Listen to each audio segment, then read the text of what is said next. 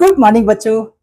बच्चों, last class में हमने एक क्वेश्चन दिया था, आपको याद है? टाइप्स ऑफ सेट्स में state which of the following set is a finite और infinite. The set of x belongs to N, the set of all x such that x is belongs to N and 2x - 1 equal to 0। और आपसे पूछा गया था कि ये finite और infinite set होगा। तो आपने बहुत बच्चों ने अच्छा रेस्पॉन्स दिया कि sir x is equal to 1/2 निकला, तो x does not belong to n। क्यों? क्योंकि यहाँ पर x की जो वैल्यू आ रही है ना वो 1/2 आ रही है, तो इसलिए तो नेचुरल नंबर तो है नहीं 1/2, राइट? तो ये इनफाइनाइट सेट है। सॉरी, मतलब x की वैल्यू 1/2 आ रही है ना, तो नेचुरल नंबर तो है नहीं है। जब नेचुरल नंबर नहीं है तो यानी कि एम्प्टी सेट है, और every empty set is finite set है। ठीक है, तो ये फाइनाइट सेट हुआ।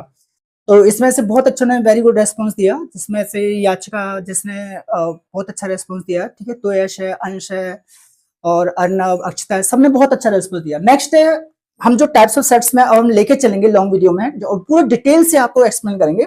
एम्प्टी सेट, फाइनाइट और infinite set, ordinal number of finite sets, equal sets और अनइक्वल सेट्स, और नेक्स्ट है इक्विवेलेंट सेट और सिंगलटन सेट। और फिर आज का ये होमवर्क भी था, हमने आपको दिया था कि at A is equal to इतना, बी इज इक्वल टू इतना है, तो इज इक्वल सेट्स और अनइक्वल सेट्स। इसमें भी याचना ने बहुत अच्छा रेस्पॉन्स दिया कि sir these are equal sets. Why? Because order doesn't matter. इसमें ऑर्डर क्या है कि 1 2 3 4 या 3 1 4 2 लिख दो, बात तो एक ही है ना। ऑर्डर डजंट मैटर, इसमें ऑर्डर मैटर नहीं करता है, तो इसलिए ये बहुत आर इक्वल मैटर, मतलब सॉरी, बहुत आर इक्वल सेट्स। अब दोनों इक्वल सेट्स हैं तो नेचुरल है ये इक्विवेलेंट सेट भी होंगे। क्यों? क्योंकि नंबर ऑफ एलिमेंट्स 4, इधर भी 4 है। लेकिन एक बात ध्यान रखना, अगर इक्विवेलेंट सेट है, लेकिन ये जरूरी नहीं है कि वो दोनों के दोनों इक्वल सेट हो। ठीक है, वो हम लेके चलेंगे इस टाइप का। तो हमने एम्प्टी सेट पे पढ़ा था, यानी कि कोई भी वैल्यू जो खाली है, ऑनली वाली ब्रेसेस के अंदर है, उसके अंदर कोई एलिमेंट नहीं है, तो वो एम्प्टी सेट कहलाएगा, या फिर वो वैल्यू सही तरह से डिफाइन नहीं है, राइट? और फाइनाइट और इनफाइनाइट सेट में बताया था, जैसे कोई भी आपका होल नंबर है 0 1 2 3 4 5, तो ये फाइनाइट सेट हो गया। इनफाइनाइट पूरा कंप्लीट, 0 टू इनफाइनाइट। ठीक है, फिर अब हम नेक्स्ट लेके चलेंगे cardinal number of finite set से। Thank you. गुड मॉर्निंग बच्चों। बच्चों, हमने आपसे एक क्वेश्चन पूछा था, let a is equal to 1 2 3 4, b is equal to 3 1 4 2 है, तो देन इज इक्वल सेट्स और अनइक्वल सेट। चलिए अब हम पूरे डिटेल से पढ़ते हैं। देखो बच्चों, यहाँ पर जो a की वैल्यू है वो क्या है? 1 2 3 4, राइट? अब हम इसका सॉल्यूशन करते हैं। देखिए, a इज इक्वल टू आपको गिवन है 1 2 3 एंड 4, और b की वैल्यू क्या है? 3 1 4 2। अब मुझे एक बात बताइए, इस 3 1 4 2 इसको क्या मैं ऐसे भी लिख सकता हूं क्या? 1 2 3 4, क्या मैं इसको ऐसे भी लिख सकता हूं क्या? 2 1 3 4, या क्या मैं इसको ऐसे भी लिख सकता हूं क्या? 4 1 2 3 एटसेट्रा। तो बच्चों, ये सब इन सब का एक ही मतलब होता है, राइट? मतलब आप कोई भी नंबर ऑर्डर को, इसमें ऑर्डर मैटर नहीं करेगा, कहीं भी कोई भी नंबर कहीं भी लिख सकते हो आप, नो प्रॉब्लम। तो यहाँ पर ए और बी क्या है? ये दोनों इक्वल सेट्स हैं। ठीक है, तो आंसर रहा इसका इक्वल सेट्स। बस इसमें कुछ नहीं था, डराने वाली बात थी कि 1 2 3 4 लिख दिया था, इसमें हमने डिजिट ऑर्डर चेंज कर दिया था, लेकिन डरने की बात नहीं है, दोनों इक्वल सेट्स ही है। ठीक है बच्चों, नेक्स्ट लेके चलते हैं cardinal number of a finite set. ये क्या होता है? इसका सिंबल हम एन ऑफ एस, या फिर इसको ओ एफ एस, ये इसका सिंबल होता है। एन ऑफ एस का मतलब एन फोर यहाँ पर नंबर को डिनोट करेगा, you know, number of elements in set S. O for order, order of मतलब I mean O for order of set, इसको बोल देते हैं, राइट? तो इसके सिंबल है cardinal number of finite set. आपसे पूछेगा क्वेश्चन में कि what is cardinal number of set, या फिर आपसे कोई क्वेश्चन दे देगा और आपसे कहेगा इसका कार्डिनल नंबर क्या होगा, ए आई यू, जैसे वोवल्स इन इंग्लिश अल्फाबेट। तो आपको ना एलिमेंट्स काउंट करने हैं, कितने हैं? 1 2 3 4 5। तो बच्चों, order of set is equal to क्या होगा? तो फर्स्ट इज द आंसर, इसका आंसर होगा order of set is equal to 5। ठीक है, या फिर N of S, N of A is equal to 5। अब यहाँ पर एस है ना, यहाँ पर एस को हम ए से डिनोट करेंगे बच्चों, क्योंकि यहाँ पर ए सेट है ना, तो ऑर्डर ऑफ ए बोलेंगे अब is equal to 5।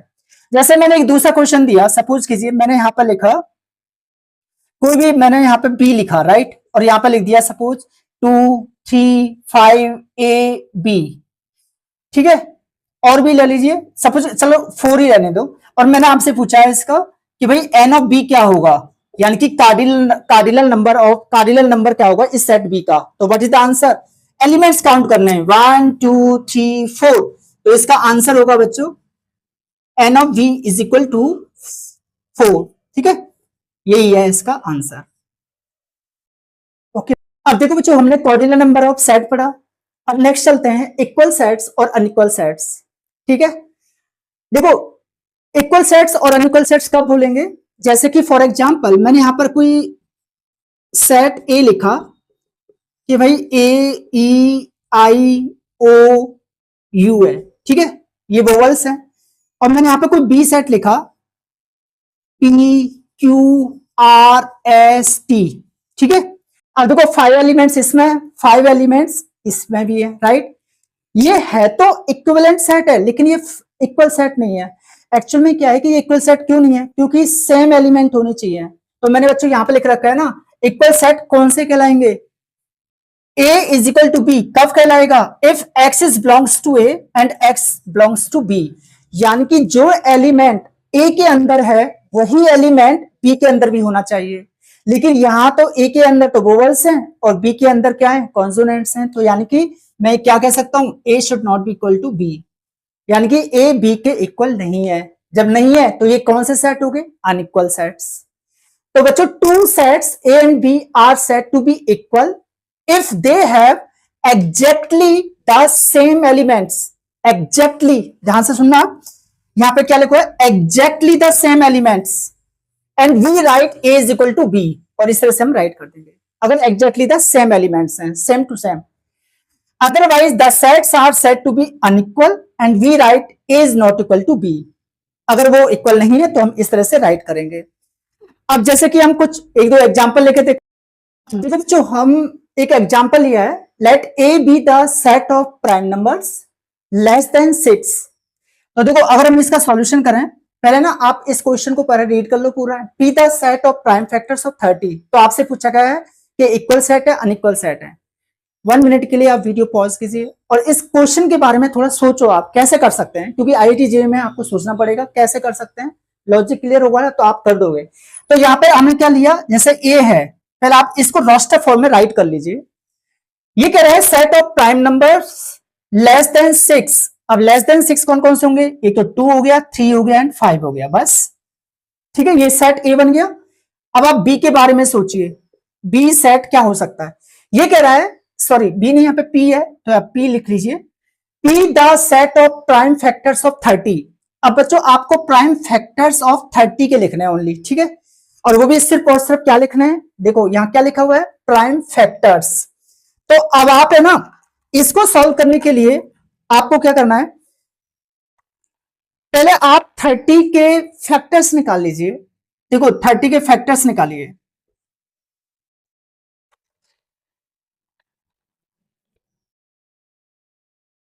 To one जा 2, 2 5 जा 15, 3 5 जा 15, 5 1 जा 5। तो बच्चों की क्या क्या आ गए? 2 3 एंड 5। तो बच्चों ये 2 3 5 है ना, यही तो कहलाते हैं प्राइम फैक्टर्स। क्योंकि जब हम इस तरह से जो हम एलसीएम लेते हैं ना, तो जो हमने कहा ना कि सबसे स्मॉलेस्ट से स्मॉल नंबर से डिवाइड करते हैं, यानी कि पहले वो प्राइम नंबर ही तो होते हैं, यू नो। तो ये प्राइम फैक्टर्स आ गए 2 3 एंड 5। और चेक कर लो 2 3 5 2 3 5। अगर यहाँ पे ना प्राइम फैक्टर्स नहीं होता तो 30 के क्या क्या फैक्टर्स हो सकते थे? 30 के फैक्टर्स का मतलब 30 किस किस से डिवाइड है? तो देखिए 30 किस किस से डिवाइड होता? 1 से भी डिवाइड हो रहा है, 2 से भी डिवाइड हो रहा है, 3 से भी डिवाइड हो रहा है, 5 से भी डिवाइड हो रहा है, 6 से भी डिवाइड हो रहा है, 10 से भी डिवाइड हो रहा है, 15 से भी डिवाइड हो रहा है और 30 से भी डिवाइड हो रहा है। तो देख लो बच्चों कितने एलिमेंट्स हो गए? 1 2 3 4 5 6 7 8, यानी कि जो कार्डिनल नंबर है ना वो 8 हो गया। तो कहने का मतलब है कि ये तो केवल ओनली फैक्टर्स हैं, लेकिन उसने पूछा था प्राइम फैक्टर्स। तो बच्चों प्राइम फैक्टर्स तो यही है ना, 2 3 5। तो मैंने 2 3 5 लिख लिया। अब आपसे पूछा गया है ये ए और पी दोनों इक्वल है या नहीं है? आप ही बताओ, क्या आ रहे हैं? इक्वल आ रहे हैं, क्योंकि एलिमेंट सेम होने चाहिए तो इक्वल सेट्स होंगे, तो एलिमेंट सेम है। तो यहाँ पे लिखोगे आंसर इज क्या हुआ आपका? ए इज इक्वल टू बी, यही है इसका आंसर। ओके बच्चों, इक्वल और अनइक्वल सेट्स में आपको एक बात नोट करनी है A set does not change if one or more elements of the set are repeated। यानी कि जैसे सपोज करो यहां पर मैंने कोई ए एलिमेंट दे दिए, एक एलिमेंट्स दिए आपको 1 2 3, ठीक है, और मैंने यहां पर सेट बी लिखा बच्चों 2 2 1 3 3। तो आपको ये चेक करना है कि भाई ए सेट है ना वो चेंज नहीं होगा कब, यदि वन और मोर एलिमेंट्स सेट के जो बार बार रिपीट हो रहे हो। तो आप मुझे बताइए कि दोनों, अगर मैं आपसे क्वेश्चन पूछूं कि ये दोनों इक्वल सेट हैं या नहीं है, तो देखो आप एक बात ध्यान देखिए, यहां पे जो ए के जो वैल्यू है ना वो क्या है, ए के जो ऑब्जेक्ट्स हैं 1 2 3 है, ठीक है, और यहाँ पे बी की क्या है 2 2 1 3 3 है। तो हमने आपको बताया कि ये डजंट मैटर नहीं करेगा कि आप नंबर कितनी बार रिपीट हो रहे हैं। आपको याद है हमने जब हम फाइनाइट सेट करा रहे थे तो हमने बताया था कि डिस्टिंक्ट एलिमेंट्स होने चाहिए सेट के अंदर, मतलब अलग रिपीट हो रहे हो ना तो उनको एक ही बार राइट कीजिए, अलग अलग डिस्टिंक्ट मतलब अलग अलग नंबर होने चाहिए। तो यहाँ पे तो ये तो रिपीट हो रहा है ना, उनको वन टाइम में लिख लो ना 1 2 3, बस ऐसे लिख लो, चाहे 2 1 3 लिख लो, बात एक ही है। तो what is this, A is equal to B, इसका मतलब ये इक्वल सेट्स हैं बच्चों, ठीक है, इक्वल सेट्स हैं, क्योंकि यहाँ पर x is belongs to A भी है और x is belongs to B भी है, यानी कि जो एलिमेंट ए के अंदर है वही same to same element B के अंदर भी है। ओके, तो what are these are equal set also. तो ये आपको याद रखना है कि अगर एलिमेंट चेंज हो रहे हो ना, रिपीट हो रहे हो, तो भी उनको मतलब डिस्टिंक्ट एलिमेंट्स के फॉर्म में राइट करना है। ओके, अब देखिए बच्चों हम नेक्स्ट सेट लेके चल रहे हैं, इक्विवेलेंट सेट्स, ठीक है। अब ये आपको लग रहा है सर इक्वल सेट से रिलेटेड है क्या, हाँ कुछ कुछ रिलेटेड ही है। देखो एक बात का ध्यान रखना, अगर कोई ऐसे दो सेट या two more than two sets always, अगर मतलब आई मीन कोई दो या तीन सेट्स हैं वो इक्वल हैं, तो नेचुरल है वो इक्विवेलेंट सेट भी होंगे। अब आप कहोगे सर कैसे, इक्विवेलेंट सेट का मतलब क्या होता है, देखिए टू फाइनाइट सेट्स, मतलब ऐसे दो फाइनाइट सेट होने चाहिए पहले तो, इनफाइनाइट सेट की बात नहीं हो रही यहाँ पे है ना। Two finite sets A and B are equivalent if their cardinal number are same, उनके कार्डिनल नंबर मतलब ऑर्डर ऑफ सेट या फिर मैं कह दूं number of elements in any set should be equal, N of A is equal to N of B, equal होने चाहिए number है ना, नंबर ऑफ एलिमेंट्स। यहां पर एलिमेंट्स की बात नहीं हो रही है कि same to same exactly same, वो बात नहीं हो रही है, यहां पर नंबर ऑफ एलिमेंट्स की बात हो रही है। जैसे ए के अंदर क्या है 1 2 3 4 एलिमेंट्स हैं, तो बच्चों मैं इसका देखो आंसर कैसे लिखूंगा कि order of A is equal to 4 and order of B is equal to 1 2 3 4 4। अब देखो दोनों सेम आ रहे हैं ना, तो इसका मतलब मैं क्या बोलूंगा, A and B both are कैसे सेट हो गए, इक्विवेलेंट सेट है, इक्विवेलेंट सेट्स। ओके बच्चों, तो आपसे पूछा सकता है जैसे ट्रू फॉल्स में पूछ लिया कि भाई two equivalent sets are equal sets, no ये जरूरी नहीं है, लेकिन हाँ two equal sets equivalent set होंगे ये कंफर्म है। Equal sets always equivalent sets, but equivalent sets may need not be equal sets, equivalent set जो वो इक्वल सेट हो ये जरूरी नहीं है। अब आप कहोगे सर कुछ ऐसा एग्जांपल बताइएगा ना, एग्जांपल देखो 1 3 5 7 10 12 14 16, वैसे देखी जाए ना बच्चों यहाँ पर ए और बी ये दोनों इक्वल नहीं है, क्यों नहीं है, क्योंकि भाई इक्वल होने की कंडीशन क्या है, देखो इक्वल होने की कंडीशन क्या है कि जो एक्स ए के अंदर जो एलिमेंट्स हैं वही element same to same B के अंदर भी होने चाहिए, लेकिन यहाँ तो भैया 1 3 5 7 है, यहाँ 10 12 14 16 है, तो बच्चों ये तो पॉसिबल ही नहीं है ना, सेम एग्जैक्टली सेम एलिमेंट नहीं है, इसलिए बोथ आर नॉट इक्वल, ये इक्वल सेट्स नहीं है। लेकिन हाँ इनके ऑर्डर इक्वल आ रहे हैं, मतलब कार्डिनल नंबर सेम आ रहे हैं 4 4, जब ये दोनों 1 2 3 4 1 2 3 4 ये इक्वल आ रहे हैं तो इसलिए इक्वल सेट है, बट ये इक्वल सेट नहीं है। ओके बच्चों, अब एक लास्ट लेके चलेंगे सिंगलटन सेट, फिर उसके बाद आपको होमवर्क दिया जाएगा। बच्चों एक last and final after that homework, singleton set 6 number पे सेट चल रहा है हमारा, इसमें हमने लिखे थे ना 8 या 9 सेट हैं, वो सारे टाइप समझाएंगे आपको। सिंगलटन जैसे कि आपको मालूम चल रहा है यहां पर ये क्या है, सिंगल, एक सिंगल एलिमेंट होगा बस पैसेज के अंदर, यानी कि a set consisting of a single element is called a singleton set. For example जैसे मैंने यहां पर 5 लिखा, तो बच्चों 5 is what is this, is a singleton set, singleton set, बस खत्म। ठीक है, अब देखो जैसे मैंने यहां पर ये लिख दिया, ओके ब्रेसिस, और ब्रेसिस के अंदर मैंने क्या राइट किया है, फाई। तो ध्यान से सुनना, अब ये मत कह देना सर ये तो एम्प्टी सेट है, नो, इस ब्रेसेज के अंदर एक एलिमेंट है, उसका नाम दिया गया है फाई। ठीक है, तो what is this, is also a singleton set, is also a singleton set.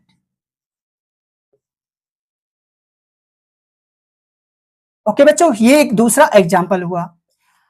Okay तो आज हम यहां पर फिनिश करते हैं। अब हम आपको एक क्वेश्चन देते हैं होमवर्क में, और आई एम श्योर आपको उसका पूरा रिस्पॉन्स देंगे हम, आप मुझे बताना।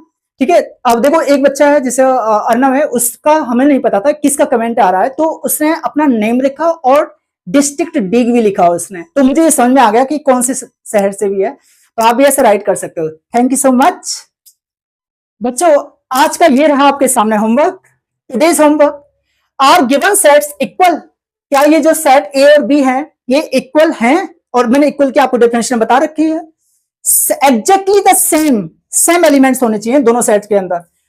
ए आपको गिवन है the set of all x such that x minus 5 is equal to 0, and B given है the set of all x such that x is an integral positive root of the equation x square minus 2x minus 15 equal to 0। अब देखो main चीज इसमें ये ध्यान रखना, x is an integral positive root. Okay, अब इससे ज्यादा मैं हिंट नहीं दूंगा। Thank you so much.